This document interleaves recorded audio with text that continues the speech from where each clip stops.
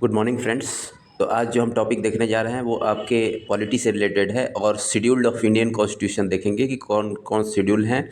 तो टोटल जो है हमारे ओरिजिनली जो है अगर हम देखें तो 8 शेड्यूल थे और आगे जो है अमेंडमेंट करके जो है 4 शेड्यूल ऐड किए गए, तो टोटल हमारे शेड्यूल जो हो गए वो 12 हो गए। तो प्रेजेंटली अगर हम बात करें प्रेजेंट सिचुएशन, तो 12 शेड्यूल हैं हमारे इंडियन कॉन्स्टिट्यूशन में। एक एक करके हम देखने जा रहे हैं। वीडियो अगर अच्छा लगे तो ज़्यादा से ज़्यादा लाइक करिएगा, सब्सक्राइब करिएगा और शेयर करिएगा। इस वीडियो में जो है शेड्यूल हम लोग देखेंगे। इससे पहले हमने देखा था कि और इस वीडियो के माध्यम से और मेरे जितने भी वीडियो हैं इसके माध्यम से मैं यही कोशिश कर रहा हूँ कि आने वाले आपके एग्ज़ाम के लिए, चाहे वो यूपी लोअर पीसीएस हो या यूपी पीसीएस 2025 हो, आरओ हो, तो उसमें जो है आप कहीं ना कहीं इस वीडियो के माध्यम से एक ना एक क्वेश्चन आप जो है फिक्स कर सकें अपना। तो आप इस बात को ध्यान रखिएगा। ठीक है, तो चलिए स्टार्ट करते हैं। तो सबसे पहले अगर हम देखें तो शेड्यूल ऑफ द कॉन्स्टिट्यूशन में फर्स्ट शेड्यूल जो है वो आपका किससे रिलेटेड है, तो वो नेम ऑफ स्टेट और यूटीज़। इसमें हमारे नेम ऑफ स्टेट और यूटी दिए गए हैं, टेरिटोरियल जुरिडिक्शन दिए गए हैं।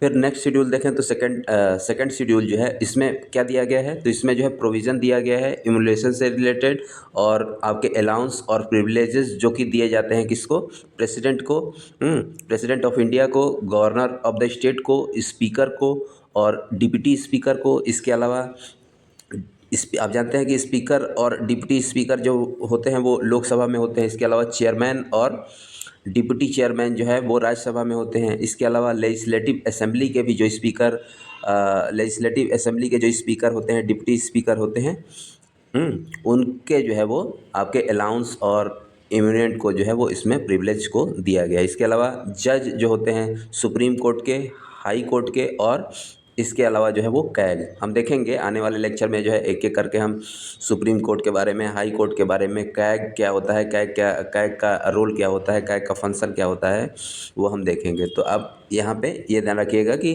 शेड्यूल 2 में जो है किसके किसके लिए जो है ये प्रोविज़न दिया गया है, उनके प्रिविलेजेस और अलाउंस से। ठीक है, नेक्स्ट अगर हम देखें तो शेड्यूल थर्ड जो है वो आपका form of oath and affirmation, यानी कि शपथ जो लिया जाता है किसके द्वारा, यूनियन मिनिस्टर जो हो गए, एमपी हो गए, इसके अलावा जज ऑफ सुप्रीम कोर्ट और हाई कोर्ट हो गए, इसके अलावा कैग हो गए, एमएलएज हो गए, और या आप ध्यान रखेंगे कि पीएम भी जो है वो इसी में आपके पीएम, क्योंकि एमपी होते हैं, तो उनका भी जो है इसी में आता है आपका शेड्यूल थर्ड में। अगर हम प्रेसिडेंट की बात करें तो आप जो है वो पढ़ेंगे, हम प्रेसिडेंट को जब देखेंगे तो उसमें देखेंगे, लेकिन अभी तक अब यह ध्यान रखिएगा कि आर्टिकल 60 में जो है हमारे प्रेसिडेंट के ओथ से रिगार्डिंग प्रोविज़न है अपने कॉन्स्टिट्यूशन में।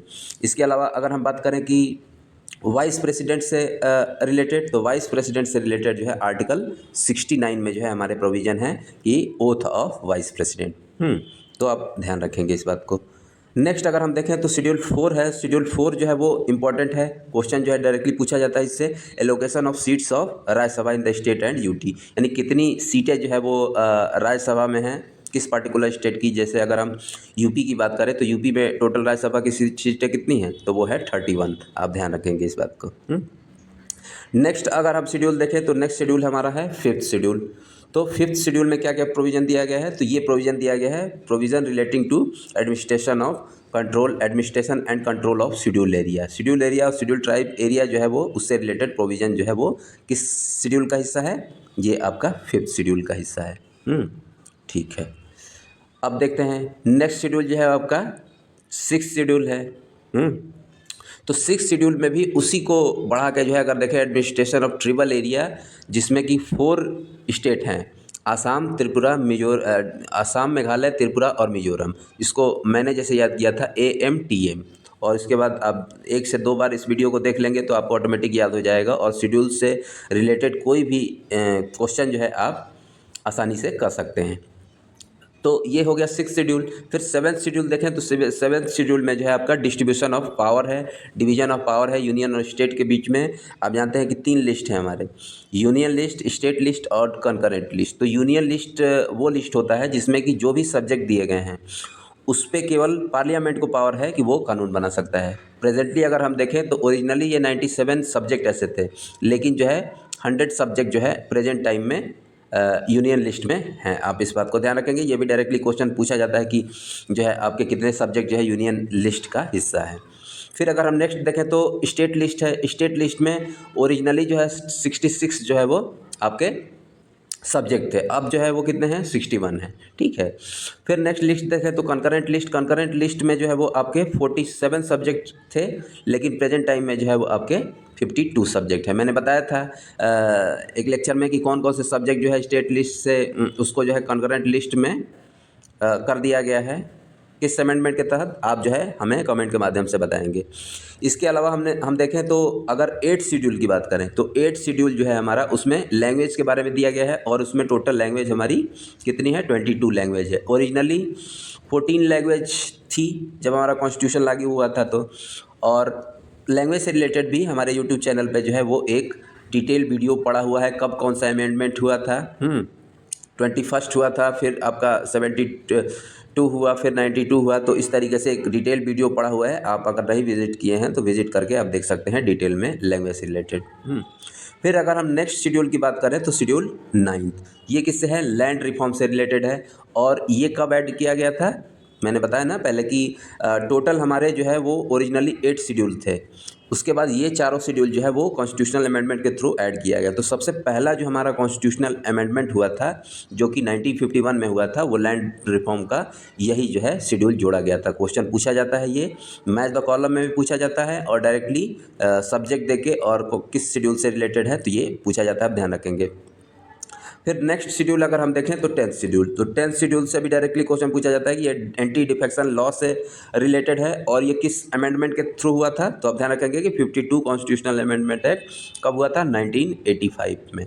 मैं ज़्यादा इधर उधर की बातें ना करके डायरेक्टली आपको जो है वो क्वेश्चन के माध्यम से या कॉन्सेप्ट के माध्यम से जो है किस तरीके से क्वेश्चन जो आते हैं उस मैं चाहता हूँ कि किसी न किसी तरीके से आप जो है उस जो है बेनिफिट हो।